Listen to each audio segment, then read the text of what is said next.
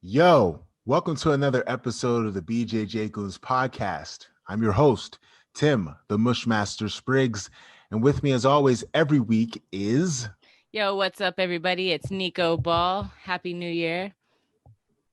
Happy New Year, everyone. And today we have a very special guest.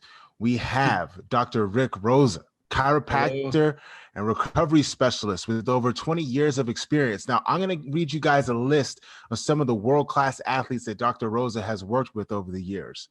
Two-time NFL Pro Bowler Zadarius Smith, two-time boxing world champion Amir Khan, WBC World Featherweight Boxing Champion Gary Russell Jr., UFC fighters Sadiq Yusuf, Shayna Dobson, Tafon Chukwi, Sajara Eubanks, and James Vick, as well as BJJ World Champions DJ Jackson, Shane Jamil Taylor, and yours truly, the Mushmaster, me. Welcome to the show, Dr. Rosa. Want to say thanks for all the years of mentoring us at Team Lloyd Irvin and all your years of great work. Welcome to the show. Thanks for having me. Thanks. It's my pleasure. I always like working with you guys, some of my favorite people to work with. And it's been a long time, I think the most experience I have is with combat athletes. So that was the first kind of professional level athletes that walked into my office, basically, in Temple Hills. And that's where I've been, my first clinic when I started was there. So I have just a ton of experience in that arena for sure. That's what's up. I mean, like starting off like 2021, starting off a new year, everybody always has fitness goals. And I know, as an athlete, like part of my fitness goals is part of recovery because I've kind of broken myself by now. And I know you're kind of a legend. I've heard about you a lot from the team, from TLI. Everybody talks about you, from like the professionals to just random purple belts like Roya. But like Tim, you said for years, how long have you known him? How long have you been working with him? I believe when I was a brown belt, maybe 2014, maybe. And before that, yes, when I first started working with Master Lloyd and training with him more extensively, Dr. Rosa was known as the guy. Like he was the guy that everybody went to mend their injuries. And I've been working with him ever since. I remember like I messed up my rotator cuff a bunch of times, like Wait, overtraining. how old were you in 2014? Like I was 23 23? most of the Because like, year. I mean, like most of the times when you think about chiropractor, you think about when you're old and your back hurts. Like as an athlete, don't like. I know I've done a lot of physical therapy, but like I've only ever done like janky chiropractors actually. So it Right. is just like interesting. That's definitely something I want to get into this episode, talking a little bit about that. Like 23, going to the chiropractor is like, do all athletes do that kind of thing? Like, Um, I think it depends on what kind of practice you go to, So there's chiropractors or specialists, just like everything else. There's like general practitioner guys that will just see everybody, and they don't have any general preference. And it's, we're not plugged into we're a lot more plugged in now than we were, say, 30 years ago before I started, where, when I got out, you had to hustle to get patients. We're unique in that manner. We don't have a we didn't have a hospital-based system where we would just receive patients. If you come out and you're a physical medicine physiatrist and you do injections, you're going to have associations and that you're connected to through a hospital that send you referrals and business. I mean, you almost just you join a big group and you instantly are fine. It's not like that in chiropractic. And, our whole thing was we never had a choice. That's why we have so much. We have we're well known for bedside manner as a profession, that we'll listen. We take the time to figure it out, because we never had a choice, before there was a bad review, online, it was, you don't want someone saying something bad about you and your community that you're serving. So you try to do as much as you can. So I think to answer your question, I think it depends on who and where, but most athletes, like high elite level athletes, are working with a chiropractor of some sort. And then my specialty is really unique in the whole idea of recovery, which almost is like it's a different slice of what I'm doing. But most people come to me because they need a chiropractor. But I could tell you kind of like my background in jiu-jitsu with Master Lloyd and how that started, if you guys are interested.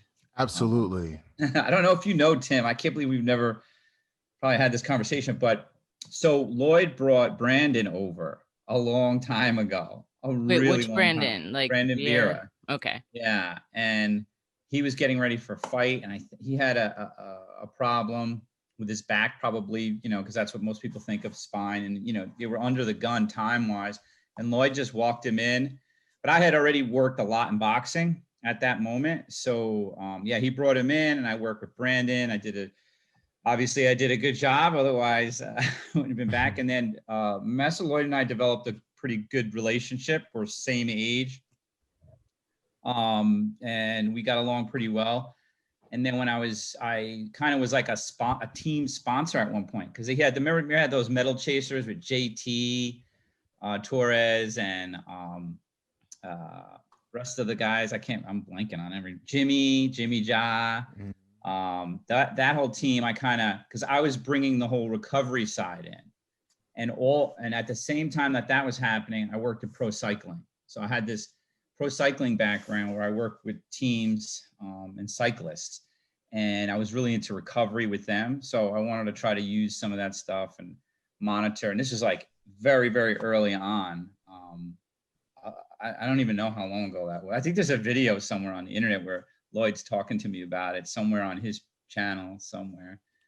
And then that was it, you know? So then anytime anyone would get hurt at the gym or need somebody, even now to this day, Lloyd will text me. So if it comes from him, he knows I take it right away, even now. And then, you know, that's kind of how the relationship is. But I took care of the whole Medal Chasers team, which was like 10 guys at once. Because, yeah, that was like a full-time job. And then I was doing like everything. And then remember you had the Kumite. I think I worked at Kumite. Yeah. That was a lot of fun too. That was crazy, man. That was like, I was writing my book actually, while that was going on, while I was working in there. I was writing my book. You have a book? I wrote a book on recovery, yeah. Oh yeah, we need to drop that link. I didn't know that. Wow. Yeah, it's a little old. I need to rewrite it. Oh, look at me showing up unprepared as usual. Definitely need to get more info on that. Drop that in the link. Okay. I don't push it that hard because it's from 2014. I need to rewrite it. So for those who are listening on iTunes and like Spotify, can you name it? It's the 6 pillars of sports recovery. So if you just Google that, or you Google Dr. Rick Rosa or put it in Amazon, it'll come up. You can get it on Amazon. Or just, you know, yeah, I think if you put those two in, it'll come up. But I was writing that book for that. And so it's been a long time that we've known each other. And yeah, so I think that's we built a lot of trust. And he knows I'm also not all about like just pulling guys from tournaments and things like that. You know, my goal, and Tim knows, right? I mean, my goal is always to reach that absolute line of the limit. And if I say you can't do it, I develop trust individually with my athletes over time that I know, Tim, if I tell you you can't, you know, you can't, right? That's it. It's not going to happen. Yeah. But I don't do that, you know, right away. And I really try to keep you, you know, in the mix, and I weigh everything out. You know, that's the thing, like Tim's probably heard me say a million times is, you know, where are you in your career? How much time do we have? And how big of an event are we talking about? You know, at the highest level, that's always the case. You know, is this for a world championship? Is this a money, you know, are you going to make money on this? Are you going to get sponsors after this? So, you know, do you want to push it now? How old are you? You know? Where are you? If you're a purple belt and you want to win worlds and you have an injury that's potentially, you know, a surgical thing, it's going to derail you, you know, and you don't want to push the limit. I mean, you don't want to do that because you can hurt yourself, or you can burn out physically, not just from an injury, but, you know, physiologically have a burnout where you just can't keep going on. And you have hormonal changes and all that kind of stuff. So hope I didn't derail you there. No, like what you're saying is super interesting. So like one thing like you said that like Master Lloyd was like calling you like all the time, and I know Master Lloyd he's Master Lloyd. That's why he's got the master title. He kind of knows like when to refer to people as doctors. I know some of our other listeners might not have a coach or somebody that can refer to them to, but like, how do you know when you need to go to a chiropractor, like as opposed to just going to a physical therapist? Or I guess for me, like my first referral has to be to a sports medicine doctor. Like what is the difference between physical therapy and and a chiropractor, and So, maybe the injury should treat? sure. I think a physical therapy is great, but I think there's certain pressures and that each kind of group of practitioners has. So, in other words, in this area, physical therapy, they're just doing rehab. They're doing a ton of rehab, So if you have an injury that needs rehab, they're doing it. Okay. Some of them do specialize in sports, but, so you have to kind of know where you're going. And a lot of them now are DPTs. They're doctors of physical therapy. A chiropractor, especially in our region, we can do anything. In Maryland, DC, and Virginia, with physician or doctor status, we can order blood work, we can order MRIs. We are point of entry physicians for musculoskeletal cases. And besides jiu-jitsu, I worked in boxing where they had no one, okay, for anything, and they would come to me because it's also known that I would take care of people that didn't have means to take. I would at least examine them and get them pointed and try to work out deals for them with other healthcare providers or MRIs or X-rays, because they're not coming from anything, So it was good too for me because I got a lot of exposure as to different problems. So we're kind of, because you can come to me, I think we're better at, of course I'm biased, I'm a chiropractor. So I'm going to say that we're great at portal of entry, kind of physicians where you can come to us for these musculoskeletal conditions. Lloyd doesn't send them anywhere else. He sends them to me first because he knows then if I think they need an orthopedic surgeon, I'm going to refer them to a really good orthopedic surgeon. They need a neurological consultation, I'm going to send them out for that. If they need physical therapy, PT, I'll send them to a really good physical therapist. Because I don't really want to do the rehab. I like figuring out the problems, but I don't want to do the daily rehab. I'm not doing that. It just bores the hell out of me. The initial part. Oh, do you just you just said I like diagnosing it, but I don't want to do the work. That's right. That's some real shit. That's some real shit right there. That's some real shit.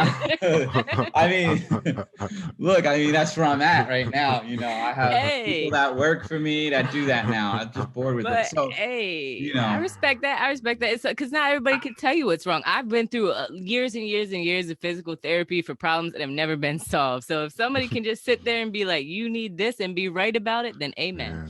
Amen. Right. I mean, that's what's fun to me is there's nothing more fun than someone saying, we can't figure out what's going on, when that's scary, I talked about it on the podcast that I sent you, Tim, about Amir's, when I got the call for Amir, was from a strength and conditioning coach, and he had a fight coming up and he had a problem and no one was able to solve it. You've been to everyone, orthopedic surgeon, physical therapy, another chiropractor in California. And, they were going to fly me out, and I've been in these situations before. It's high pressure, they're not like, hey, maybe you can, it's a totally different situation. They're flying, they're expecting results, So, but I like that. Cause then if you solve the problem that no one else did, those people are, and even when you do, you still got crap in camps that you got to deal with following that fight, which I did have to deal with in that particular camp, and have to deal with situations, even though I fixed the problem. But still, that's what's fun now. That's what's fun now. I paid my dues, I've been in practice since 1996. I've done a lot of stuff. So I only want to work one-on-one with people. And most of the times, people like, your social media presence is so small. It's like that's because I'm actually doing it. Like, I don't need to post fake stuff about what I'm not doing, That's amazing. Cause because you said 1996. So you were practicing since about the time that I was 9. And, I think nowadays, like very few people know what the hell they're doing. Like if you go into the store, if you ask anybody for anything, they very rarely know what the hell they're talking about. So like, you really do have to show respect and homage to people that have been practicing. Like now this generation, we do things for like 2 years, 30 seconds, and then we're like, boom, next thing. you know. So Yeah. And 1996, I like that's confidence. a long time. It is a long time. But I was cocky and confident in 1996, you know. I, you know, thought I knew everything. I didn't at all, but you know, when I started, 1996 is when I started with boxers, you know. Wow. You know, I walked in right away. Like Daryl Coley walked in my first year, who eventually fought Oscar De La Hoya. So, and he was a local boxer. And, you know, so I've been doing sports stuff, and I've always been interested in it. But yeah, so I don't mind. I mean, look, I like the confident thing from the young guys. It's good. It's how I was too. It's just, I don't know. I get a little, you know, I get a little, it's a little weak, cringy to me. Like some of the social media stuff I see from all doctors, you know, just stuff on there, you know, it's just cringy to me. You know, like, I don't know. I don't want to get into it. So we're never going to see you cracking someone's back all out on social media. No, you definitely won't see me cracking for likes. Okay. I why would I do that? Cracking for likes. I say that crunch. Yeah, I'm not doing that. That's cute. I mean, I look at that and I'm like, that's cute, but I have work to do. You know what I mean? I don't have time for this nonsense. I don't know what these people do with this. I'm actually working. So yeah, I'm trying to get in, you know, put stuff on there but whatever. But yeah, you know, I mean, look, I got nothing I don't really have to prove anything anymore. I just want interesting cases. And most of my cases come from personal referrals. You know, I don't market, and I don't get like someone from Instagram or my Google AdWords campaign. I get regular patients that go to my offices because we have multiple locations. They go there and they get treated, but you know how it is. It's strength and conditioning coaches, team coaches, other athletes, that kind of thing. And I like solving problems no one else can figure out. So that's why, and I put the time in, you know, and and Tim knows, I mean, a lot of time. Yeah. Years of hard Especially work. if I like you, then you get extra time. If I don't like you, I rush you out the door. Nah. So you're talking about cases, like, without naming names, obviously, what's one of the most difficult recovery processes that you've had to deal with an athlete? I think Tez's injury, Alantez Fox, a boxer, that was a nasty injury, man.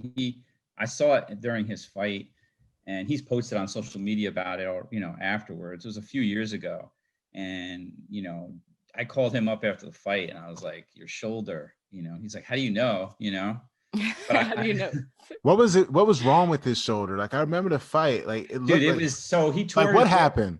So he had I can't say exactly what happened, but leading up to it, he must have, I didn't see him before the fight. I have work with him and his dad and both of those boys over the years. So I kind of I knew a little bit about their history. And then, look, this is boxing and jiu-jitsu and MMA. It's like, it's not uncommon to have shoulder issues and elbow issues. I mean, you know, this is going to happen, right? So he had something brewing in his shoulder. And I think during the fight, it was kind of like the straw that broke the camel's back. Ooh. And to be honest with you, I don't remember what it was, if it was a hook or something that landed it at an awkward angle. But he had an existing medial collateral ligament of the elbow in here that was already like ready to go. But it was one of those things where you get the surgery, you're out for a long time, rehab, and he was building up to get that title shot. And then that's when it happened.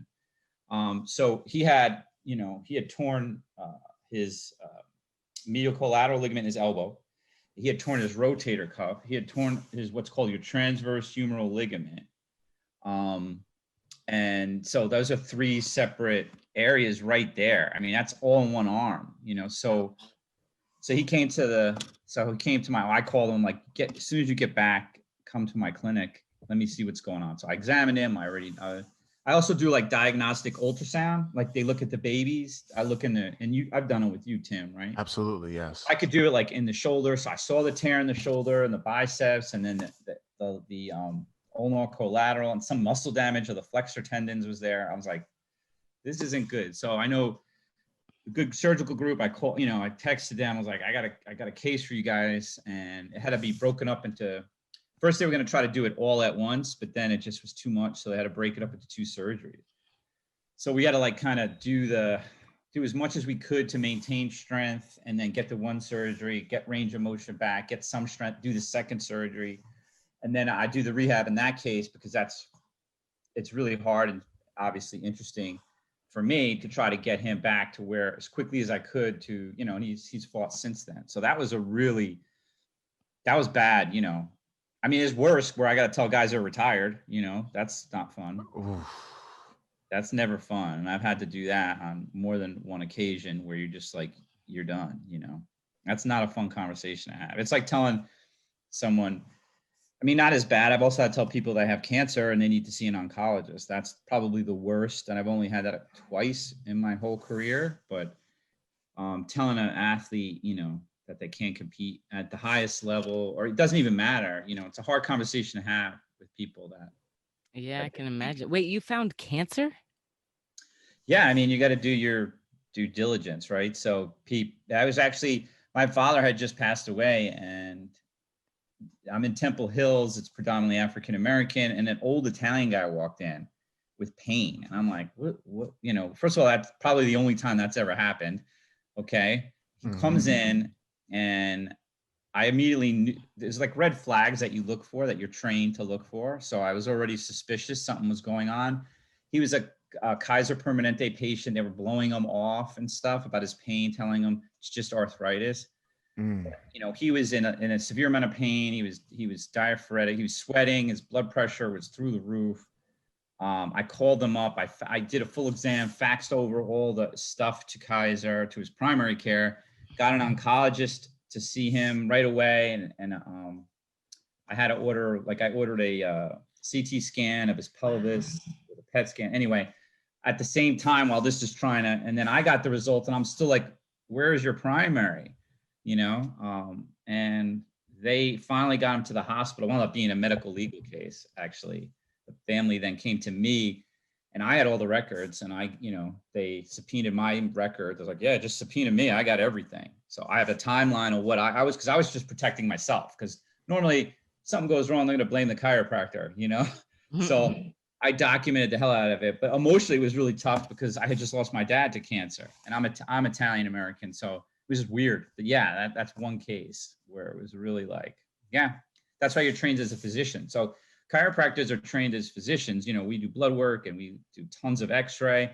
Nobody has more anatomy than a chiropractor except certain surgeons. We have a ton of anatomy hours because that's what we have to do with. We do a ton of biomechanics and lab work, physical exam. And so we're qualified to do full exam, eval, order blood work for different diseases and stuff like that. It's not just like, oh, my back hurts, get it cracked, and that's it. So, and from that base is why I think recovery, the piece that you're interested in, it's a new year, right? Everybody wants to, everybody makes fun of it, oh yeah, all the healthy people make fun of the people that start in a new year, but I don't know. I probably did at one point in my life too, but as you get older, you're kind of like, hey, whatever it takes to get that mental trigger, to get you over the edge, to get you to live a healthy lifestyle, like, why do you care? Great, you're fit and you work out in the gym. That's great. Like, why do you have to make fun of the people that are trying? It's hard. It's a habit, because your gym is busy, like, God forbid other people are in there. And your gym that you love so much is actually going to make a little money over the next few months to help buy you new equipment, Anyway, I just think people need to be nicer to each other as a general rule. So those people are super brave if you think about it. Like the people that are super out of shape, like being able to like jump off that ledge and make a huge life change. Because once you get into fitness and taking it seriously, it changes your life. Like I say at a time when I decided to do martial arts and do it every day or make that sacrifice, it's life changing. Yeah. And it's so hard. And like our society makes it so easy for you to slip. Like every corner there's bad food, and there's sometimes there's food deserts or, Yeah, look, and I'm not like, I always think of this thing, coming from cycling, like when Lance Armstrong was in an interview before he, everyone found out how not nice of a person he is, not because of the doping, but because he's just not a nice guy. That's really why he's in trouble. But you know, he was like, yeah, if I see a thing of M&Ms, I'm going to put my hand in there and I'm going to grab it. It's not like, you know, so I'm the same way, you know, people, I know what I should be doing. And there's parts of my life where I'm really doing great, you know, and then a slip up, like, you know, when you were going to Greenbelt, I was trying to, you know, I had a doctor leave, I'm covering a clinic that's an hour away. It completely messed up my workout routine and, you know, my eating routine.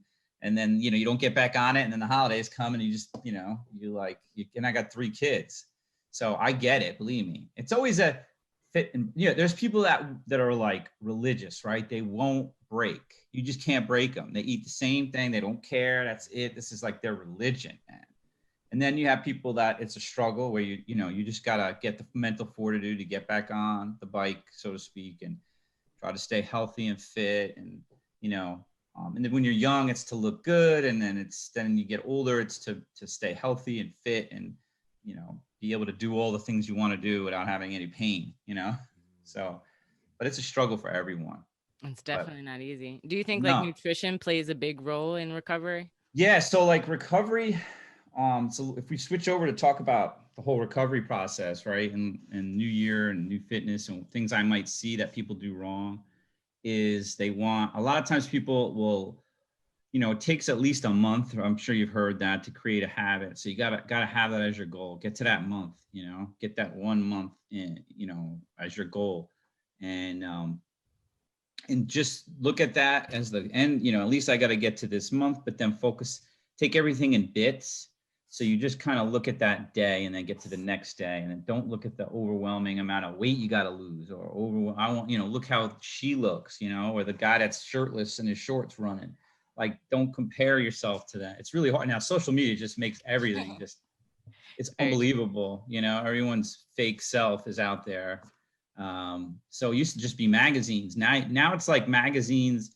You know, we used to criticize magazines, right, in the 90s and stuff, and look at these images. No one's obtainable. They're airbrushing all this stuff. Now it's like, you know, literally those magazines are filling your mental feed constantly. All the time. And so it's bad. So it's really hard for people, I think, especially the younger generations coming up. I'm scared, you know, for them, the kids and stuff, because it's, you know, that's something every generation says, but it's, you know, if you watch the social dilemma on the Netflix about how it's scary. And I think, you know, because it's a reward-based thing and there's psychology involved, and, you know, it's a slippery slope we're headed. I don't know, but, you know, back to recovery. Nutrition is really huge, obviously. And I don't have any one magic nutrition plan that I use in my athletes. So there's some basic tenets that are true for everything, right? Like sugar is just evil. I mean, that's very true. I learned that sugar is just evil. They stole sugar from me. Sugar is evil, man. And I have a sweet tooth. I love like baked goods and stuff like that. And sugar is just in everything as an American. I mean, we even put it in our bread. Next time you go to the supermarket, flip over all your breads. You know, you go to Europe, they don't just dump sugar in every piece of bread that they have. Because I lived in Brazil for 3 years, and like the diet and even the lifestyle, because not just Brazil, but Rio. So Rio is right by the beach, and like by the beach in Rio, like every half mile is like a pull-up bar, stretching station. Like the culture in Rio is very healthy, but also probably because people like to be half naked at the beach compared to Sao Paulo. I think it's a little bit different, like maybe in California and parts of the US where it's warmer, it's easier to be healthier or more active. It's easier to be active. It is definitely harder. It's easier. Like in Rio, I ate no processed food. One, because like a Cliff Bar was like $7. It was unaffordable. Right. Like McDonald's was unaffordable. Like it was cheaper to get rice, beans, and chicken than it was to get McDonald's. So like you don't eat processed food. So like it's very hard for me. Like my eating habits have changed completely, and I've gotten a lot fatter since I've moved back to the US. Unfortunately, that's the way it is. I mean, you go home like in Italy where we're from, and you know, even eating all the carbs, it's like real food, good food. It's I mean, it's smaller portions too. So the Italian, you know, a portion of pasta before the war, you know, so we came here because there was no food in Sicily. That's why my family came here. You know, there was just no food after the war. there was no money. It was very, everything below Naples. So if you look at Italy, anything the middle of the boot down, most people don't really know unless you're from the area. That's like the poor part. Like they're all farmers historically. All the money is up north. Rome, Milan, Florence, all these beautiful cities that you see. They don't look like that down south because there was no money and all the money was kept there. And we're not talking like 100 years, right? We're talking like over the millennia, they control money and power in those regions, like the Medici family and all that stuff, right? So the Southern Italian immigrants came over to the United States, to New York and New Jersey. But at the time, my parents would tell me that, stories of my grandfather, like breaking into granaries and stuff to get food to feed each other. So like my father lived on a coastal town and meat was like, you had meat once a month and it was like hot, like stiff. They would cook it in the red sauce because you couldn't eat it any other way. You'd have to let it sit and cook all day, to get it to be broken up a little bit and you could eat it. But most of the time it was just fish. Fish was free, it was right there. And they were fishermen and they would just bring the fish in. And the pastas were small portions of pasta that they would have then with the fish, It wasn't like, then they got here, right? Then they came here in 2 waves of immigrants. My parents' was the second wave in the 50s after the World War II.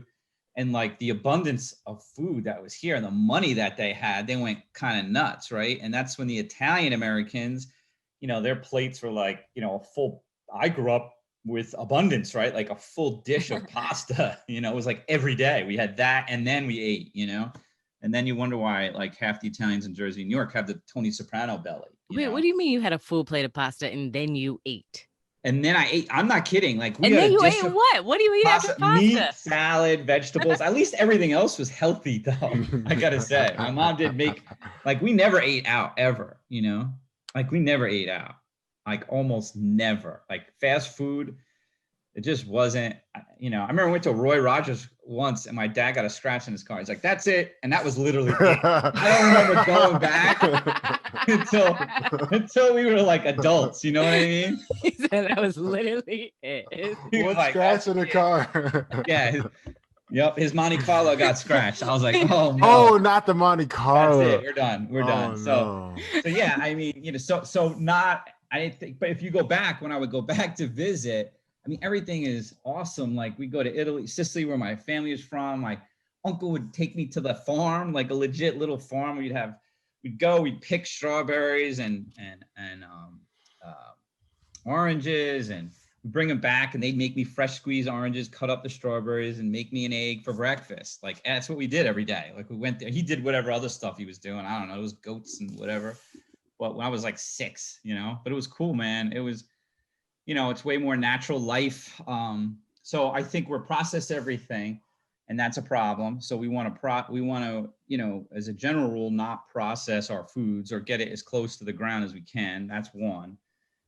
2 is like sugar is just deadly. And then you could try as an athlete, different diets, like everything's going to work differently. So, I don't necessarily think carbs are, as an athlete, there's certain sports you can avoid most of it, a lot of it, but like endurance athletes, like you just can't take away carbohydrates and think that's going to work. I mean, it's just, I haven't seen it. We've tried it. I try anything, because athlete will come to me. I'm like, all right, let's try it. Keto we've done, which is, look, physiologically and biochemistry wise, keto works, Atkins, we got either one of those. When you take the protein macro or the fat macro and you break that down, you will lose weight, typically. The carbohydrates, there's just metabolically, it's a little bit different and you're going to make it a little easier for you to break down those foods. And then keto is really good because even if you have too much protein, that can still be converted eventually down. Whereas people that are doing keto, you're literally only burning fat for fuel. But it's hard to like work out when you don't, it's a delicate balance because you need that protein. And then you might come out of ketosis if you do it. But I've worked with all those like different diets. But like if you have all the money in the world and you make as much money as a pro athlete, then you got to cook. I'm just telling a cook, all right, this is what you make. I mean, that's the best. You make sure they're getting their vegetables, it's, I'm a big fan of like, with pro athletes doing like cold pressed juices that, you get like the juicer at home, and you just put all the stuff in there, veggies and stuff, all your greens and your veggies, and you have that as part of your daily kind of multivitamin as opposed to an actual multivitamin. So we do that. I do that with a lot of athletes if they can afford it, when they have the time to do it, or they have a chef that does it and they make it, and then it's there for them to drink. And then their meals are pretty squared up. You know, we want a lot of healthy fats. You want the healthy fats, you know, and you want to limit carbs to a point, but not, if you're training hard, you can't. But if you're a regular person, that's typically the one thing you can kind of back off a little bit. But those are just kind of like very broad strokes, you know. And then typically I use supplements, but I'm doing blood work to figure out what the athlete needs. And then I work with their sponsors to see what each situation's unique, you know. Is there unlimited funds? Okay. You know, I know we're not in jiu-jitsu. Not in jiu-jitsu. Oh man, yeah, I want a chef though. It's like I would love a chef. I think like me too. I need like meal Yeah. prep. So yeah, I mean, but I don't know I have not worked with any MMA or jiu-jitsu people that have a chef. Only the boxers, some of those guys, or other sports, baseball and football. But yeah, the chef is a nice little add-on, right? But no, jiu-jitsu, I mean, the sponsorship is tough, even though it's better now than it was when I first started. You know, but if you got a supplement sponsor, you know, what's the quality of the supplements that we're working with? You know, this whole supplement and food thing, it's just changed, right? Because you know, what bang for the buck are you getting, right? Like if you got to put it on your Instagram and you're just a constant commercial on your Instagram feed in jiu-jitsu, like that's boring, right? Like you really don't want that. So like, are you actually getting anything by getting, you know, collagen? That's like one thing, you know, like great, we can knock that off the list, but what about everything else you might want to be taking? And all they're going to give you is product, and that's, everybody's pushing product now on because of Instagram, right? So they don't even want full influencers. They want tons of these lower influencers that they don't pay, that they give free product to, because it costs them next to nothing. And I can't get anything anymore. Back in the day, I could get all kinds of stuff. I could say, you know, I wrote a book. I teach a course on recovery at George Mason now, but at New York Chiropractic College, I've taught a course on recovery for years. That was always enough. Or I drop a name, you know, whoever I'm working with, that was enough to get me stuff. You know, now they're like, we don't care about you. You know, you're a professor. Who cares? You know, you're an authority on the subject. Well, we don't care. You know, you got to buy everything. No, this girl has no shirt on.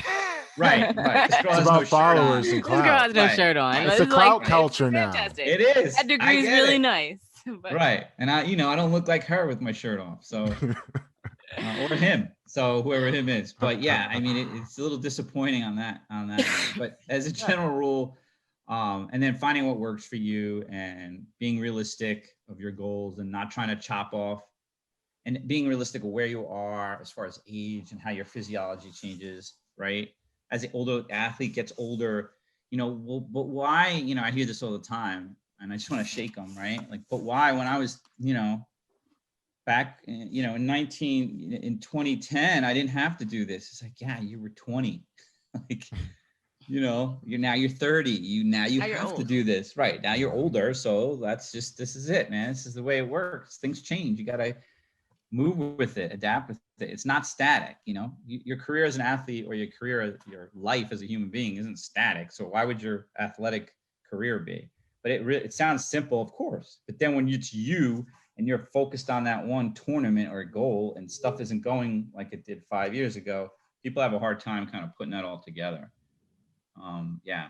And they're not paying attention. Let me tell you, to your injuries, like the whole thing with jiu-jitsu, I'll throw out there, you know, the whole mass, you know, not tapping and going to the limit, you know, I have to yell at everybody at the gym at Lloyd's, the Master Lloyd's, all the time, right? I would be, you know, tap when you're training at a certain point before you get injured, preferably, you know, like you want to, I get it. Cause I get the mentality. And so you don't want to just keep tapping every time you get caught. But when you get caught and you know, there's no way out, like, what are you doing? You know, grow up, get out of there, reset, No one cares, dude. No one cares that you spent an extra 10 seconds, in that kimura. Great. You're awesome. Let me clap for you, because now you're in my office and your rotator cuff is hanging by a spaghetti strap. So yeah, I would see a lot of that when I was there, and I would just be like, what are you doing? Like, I'm not gonna, especially with the really young guys, they were just something about young guys are just not the brightest when it comes to this kind of stuff.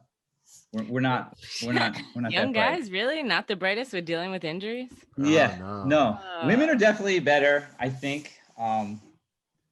Yeah, athletes as a species are a little harder to deal with in the beginning when they're younger, and then they get better, I think. Have you always worked with athletes? Because you said you mentioned working with boxers back in the beginning, but was it always athletes? No, so look, my bills are paid by regular people, patients that are non-athletic. That's what's paid the bills. We see everything, little from car accident cases to, back pain to neck pain, headaches, whatever, carpal tunnel, all the regular stuff, musculoskeletal stuff. That's what comes in all the doors. So I treated all that in the beginning. Back in 96, but now we're in 2021 year with the interesting stuff, right?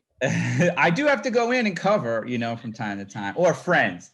Like I never say, like if a friend's got something or someone who knows somebody, then I'll go in. At least I'll do the initial exam. Or if it's that means like in this process, you have built up your own private practice then? Well, I have multiple locations around DC. So, for example, if some regular person called and said they wanted to see me, most likely they're not getting me. They're not going to get to me unless Tim texts me and says, my friend, that's the only way you're getting me personally. Or you just show up on a day I'm covering the clinic.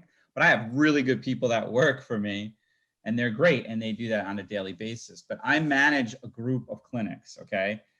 I own and operate a group of clinics. I am a faculty member at George Mason. I'm a faculty member, post-grad faculty member at New York Chiropractic College. I'm on the board of trustees of that college. I have 3 kids and a wife. I'm trying to keep all that, so I can't just see, whoever comes in. So I only see athletes now. And it wasn't like that in the beginning. I saw athletes from day one. But that was never my goal when I got out. I was in the sports injury club and I have lots of other certifications and techniques and with sports, but I just happened I was able to, by the grace of God and hard work, to specialize like I have in sports. But it wasn't like I said, I'm going to have a sports practice. That's a way to go out of business as a young doctor right away. You don't want to do that. Business. Right. So how did you manage to build up a practice from just graduating school to being able to own multiple things and do what you want? I think being the child of an immigrant makes a difference. I like immigrants, hustle, they have this thing, that their parents, I don't know they just brainwash you a certain way, I think, to think a certain way. So the hustle is there. I don't try to hustle. I never tried to hustle. I didn't even know what that was until later on, but I was hustling, I grew up in a neighborhood that was truly mixed. Like we had Middle Eastern kids in the 80s, I went to school in Bergen County, New Jersey, right outside Manhattan. So I grew up in a community with all kinds of people. And I think that was good because I didn't get, although there's racism around, most of the time, I think, at least I started from a point where I didn't have any racism surrounding who I was as a human being. And my parents were definitely not that way and very inclusive. And then starting my practice in Temple Hills where, when I told people I was going there to associate for someone else, they were like, oh my God, you're going, to Oxon Hill. It was Oxon Hill to Oxon Hill. And I'm like, yeah, what's the big deal? And, they were like, oh, it's a lot of Black people there, and I'm like, okay. I was just like, I didn't understand, I understood, but I think I grew up in a neighborhood like that. So when I got there, I didn't, it's cliche to say, but I didn't really see it that way, I'm like the only white person that's in the clinic from month to month, right? So I never really saw it that way, and I was comfortable there. And I did, and I think pouring myself out into the community, whoever came in, I don't care. It's my grandmother, my kid, my aunt, my uncle. So same thing with the athletes. When the athletes came in, I mean, I didn't say, oh, I got to treat the greatest, whatever. I was really interested in the boxer. I mean, in the young guys that had no money, I didn't care, I was part of so I had a couple boxers come in, and I started to develop a reputation of helping them out. And then Gene Malavinsky, who was a promoter near us for boxing, he's really what started my whole part working with kind of stepping it up. And he said, hey, you could take care of all my guys. And these are just like club fighters or trying to be maybe one or two guys to maybe get a belt or a title in the DMV area. So it was great. I had no kids. I was newly married. I had all the time in the world. So I would hang out at the gym after. I would treat all my, and I'd go hang out at the gym and know the guys, and the guys would come in, and I'd see them during lunch. And, that's how I see Tim. Like, when you come in to see me, we're just hanging out, right? We're just hanging out. I'm treating you. I get to know who they are. Right. So I think that helped me. I wasn't a genius trying to do that, but I was just doing it because that's who I am. And I was being actually authentic. I'm being authentic. I'm interested in that person. I feel for their problem. I want to fix the problem, because then when I do, it makes me feel good. Right. I want to help people. I really, that's why you're supposed to get into this, not for money, to help people.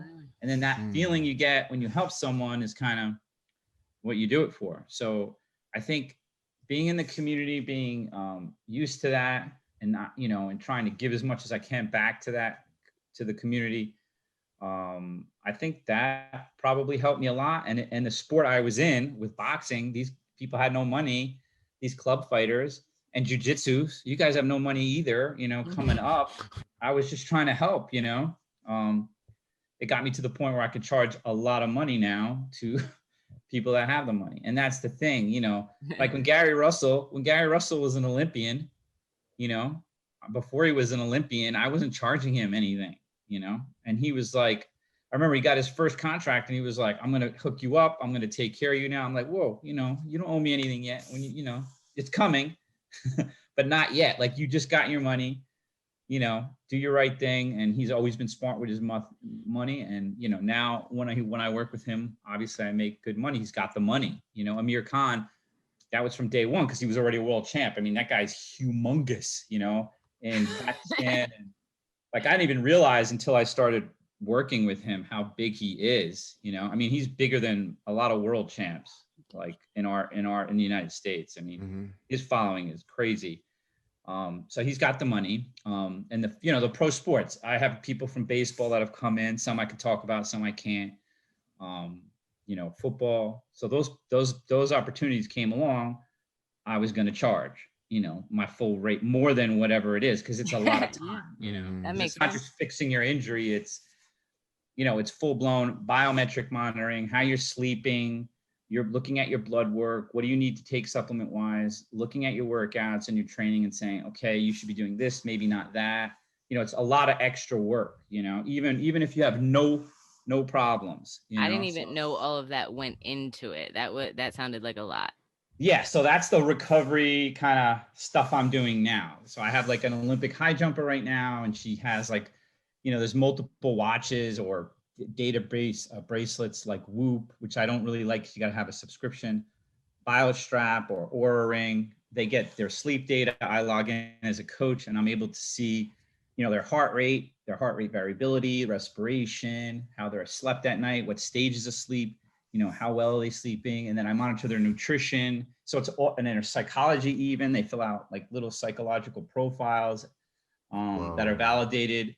That's also part of what I do. That's coming out from psychology, recovery, and sports. And then what I've done is I take all those pieces together and kind of monitor your recovery status. So I look at the volume of training you're doing, how it's physiologically reacting, and how it's mentally you're reacting to it. And then try to keep you on that line where you're maximizing your training point, and then making sure you fully recover. And what's the right things that you should be doing to recover? Like, should you go to a cryo chamber you know, and it's 20 minutes away and it's a sponsorship and it's free and you can go there. And I'm going to tell you don't, because if you're getting ready for a fight or a tournament, like you're going to drive 20 minutes, sit in an ice chamber. Like it's not magic. Okay. And there's even debate on how much that actually helps you. There's an entire book written on how you shouldn't use ice for recovery, even on sprains. Okay. Now I'm not saying that. I see a fascia doctor, and I don't even know what he does. I know he's not a PT. He just calls himself a fascia doctor, the foot doctor, and he tells me no ice. And I hate ice. So I was like, hell yeah. Yeah. So, I mean, I use ice. I do use ice, and I do think there's times for cold exposure, but it's not the way people think, right? Like I have a fighter who I recently worked with who had autoimmune disorders, and he was training, and he has these autoimmune that attack his body. So he can't absorb the nutrients. He's fatigued all the time, you know, so we had to change his diet, manipulate his diet, do blood work. And then I had him do some breathing training as well as cold exposure, but we did it on the cheap, like just in the shower, cheap and quick and not time consuming. Because when you're training for a training camp, it's all about time, right? Like, do you want to be driving in traffic for half hour and then driving back in LA and just to sit in a chamber for 5 minutes because you saw, you know, Floyd Mayweather do it once and got paid $1 million to do it? Like, it's just, does that make any sense to you? Like, how much better is that than taking a cold shower after your training session for 5 minutes, 10 minutes? You know, is that one colder? Yes. Is that one potentially better if that's the mechanism you're going up? Sure. Is it is sitting in traffic on the way there and on the way back and then skipping a meal or your recovery shake because you forgot it, you know, and you just negated everything you just did, right? So you got to use your mind, and there's so many marketing things.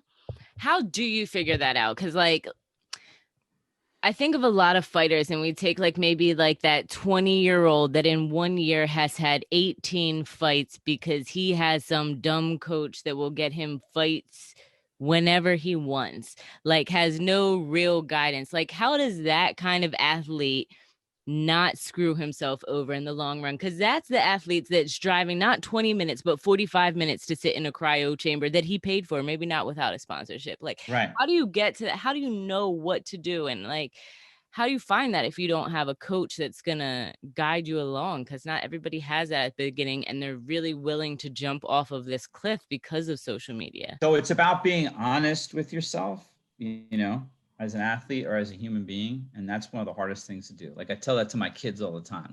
You know, if you studied for that exam, you know, if you really studied, right? Not if you just sat in the room for an hour looking at the page, right? I'm a teacher. It doesn't matter because their parents will still call us and we will still have to change the grade. So it doesn't matter. They could know they didn't study for the exam, but their parents will still I feel your pain. But you get what I'm talking about as a teacher, right? Yeah. That's self-awareness. And I mean, when people look for medical answers, they're not looking for self-awareness to be the answer. No. They're looking for some kind of mathematical equation that will tell them self-awareness and maybe think about it. Common sense, son, is not what people are looking for. No, they're not. And they want me to tell them a magic answer, and I'm not. And that's another reason why I don't think I'm not just constantly on my feed throwing up magical things that people should do, because I don't think it works like that. I think we're all individuals.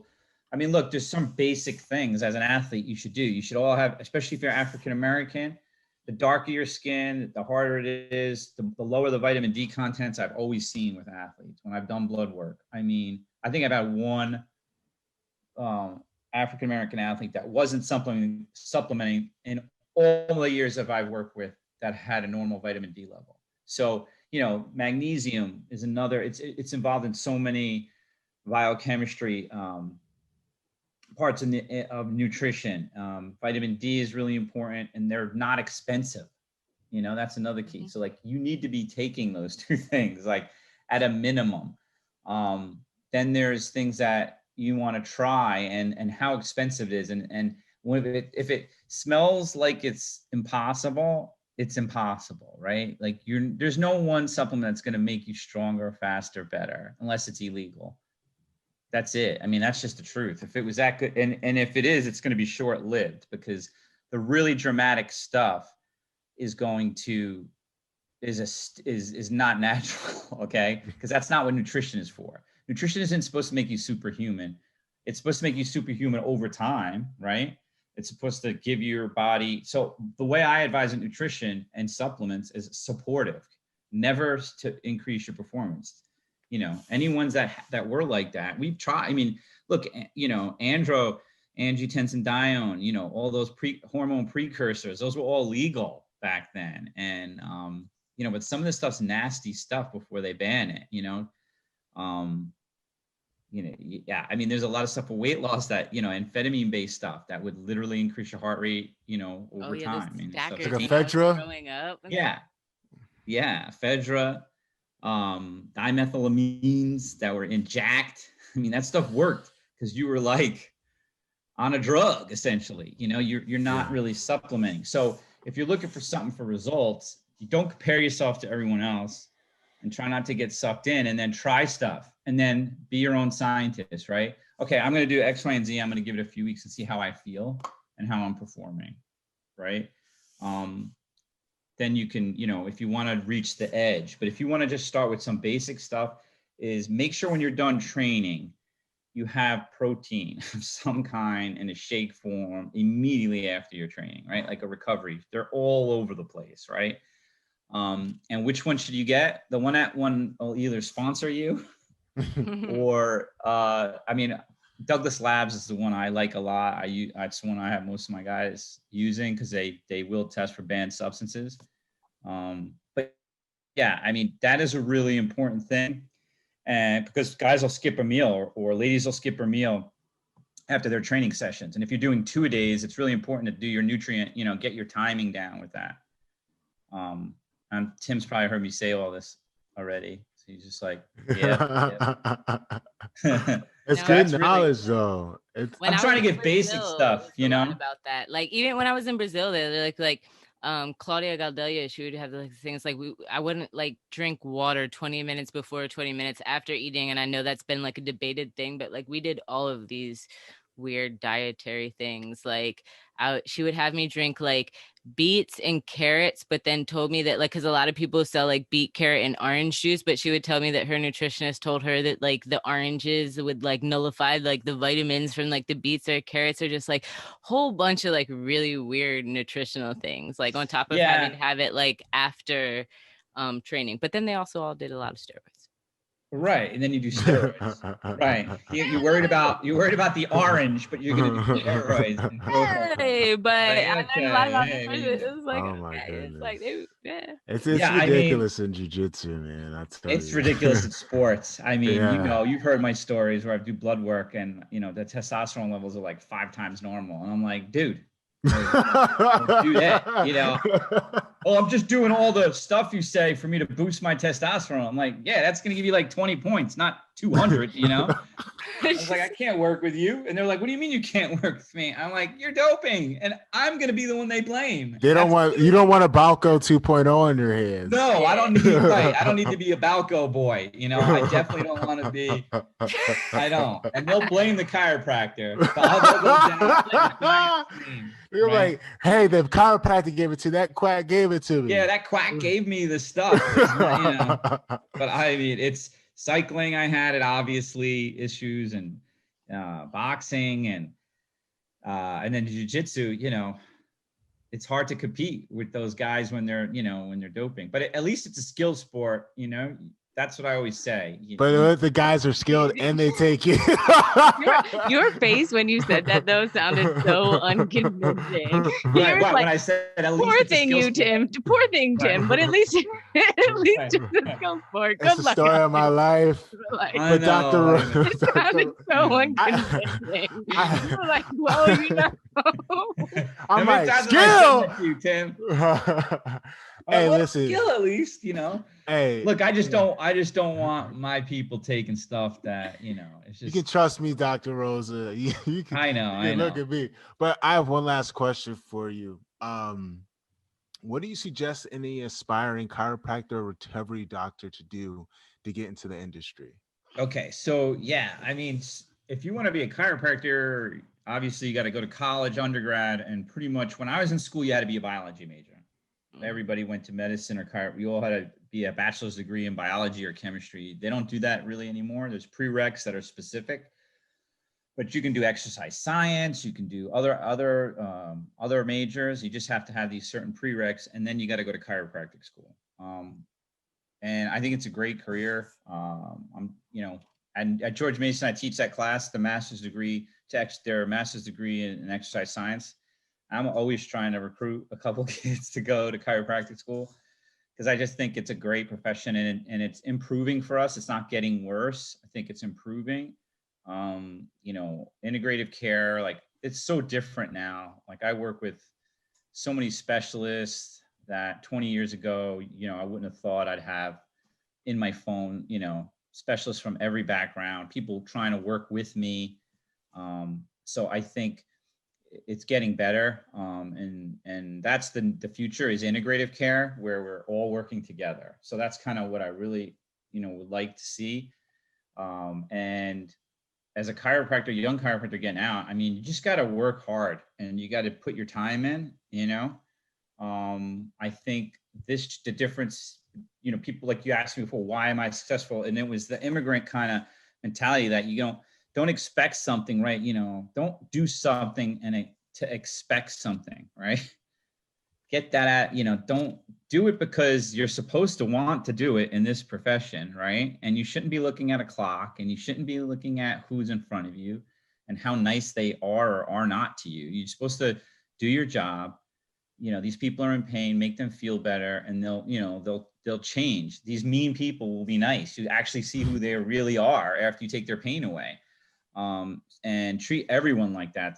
And then, it takes time, but those people will tell. That's an old school, cheap way to do it. And it's just the truth because those people will bring their friends and family to you. And that's how you grow. So you could do that with athletes, like you said, my reputation at Lloyd, we've never met ever, but you've heard of who I am. And I've never put a sign up in that place. There's no image of me anywhere. There's no I've never marketed to his email campaigns or any of that. I just go in, take care of the people that are there, and then they talk about it, right? So that's the thing I would tell the generation behind me is that I don't see quite as much as I used to, is that, that hustle meaning doesn't mean you want to make a lot of money all the time, right? Hustle can mean you're going to do anything and everything you can to take care of your community and, whoever those people are, and just do as much as you can to take care of them. And then it's going to come back on you, right? if you take care of all those people, they're going to tell people, and then they're going to come back to you, and you keep doing that over time. That's how you build a base. I mean, I see kids that have had, there was people that were little kids, and then they come into the clinic like, Dr. Rosa, do you remember me? One of them was a little girl, like 12. When I first started, I treated her mother for a car accident. She graduated chiropractic school, worked for me, and now she's got her own practice. Oh, wow. I forget where she is. Yeah. So it makes me sound really old. That's the only bad side. But yeah, definitely. But no, I feel old at times a lot. Hey, we can't do anything about that part, Nope, right? we can't. So, but yeah, that's what I would say.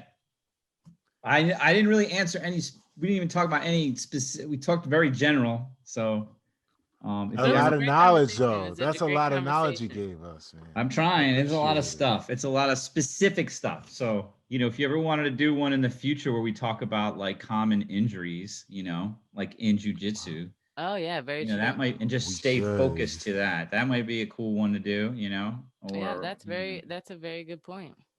So we should do it. Well, we should do it. I'm down. I'm trying to do more podcasts. Did you listen to what I sent you? I have not listened to it yet. I was gonna say, I was like, Tim, you didn't even send it to me. You didn't even prep, like because he didn't prep because he knows me.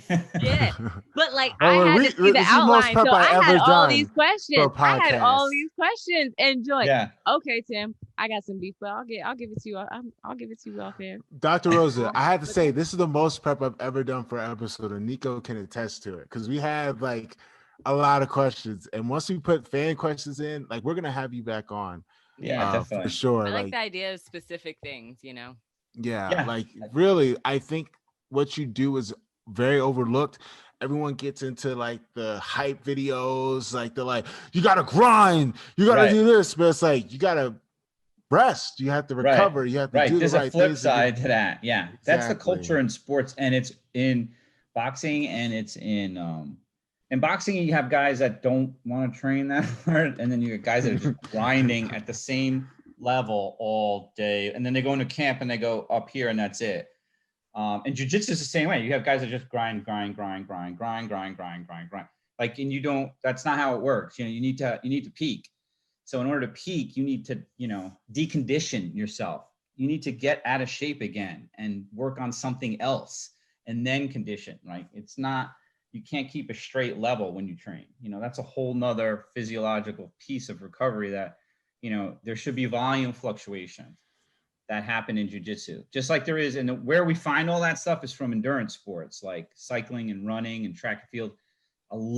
There's a ton of validated research, and it's been around forever, that shows that's how you create peaks physiologically. So that's what I've tried to do. That's another thing that I brought in, is I brought the stuff I learned from endurance sports into combat sports. And that's which was really made me look like a genius. Meanwhile, I'm just stealing ideas from another kind of sport and bringing them in. Everyone's like, wow, integration though, All right. I think we're done. Yes. All right. Well, thanks for coming on. Where can we find you? Anything you want to shout out or plug? Yeah, at Dr. Rick Rosa on Instagram, because if I'm doing anything, the people can actually. You could always ask me a question. Because you're not doing hype videos, as you said in the beginning. I am not good at. Yeah, I'm not good at that. I just take pictures and put them with my people. I just looked at my Instagram the other day, and I'm like, there's just pictures of me in front of my degrees, like whatever. So stupid. But that's the real clout, though. The degrees are the real clout. That's true. That's some expensive paper behind me. But yeah, just at Dr. Rick Rosa, and if you ever have a question, I won't answer medical questions, but I can point you in the right direction and try to hook you up with someone in your area. If you're from another area, I know a lot of people, obviously, being in this profession for a long time. So. All right. That's what's up. Yep.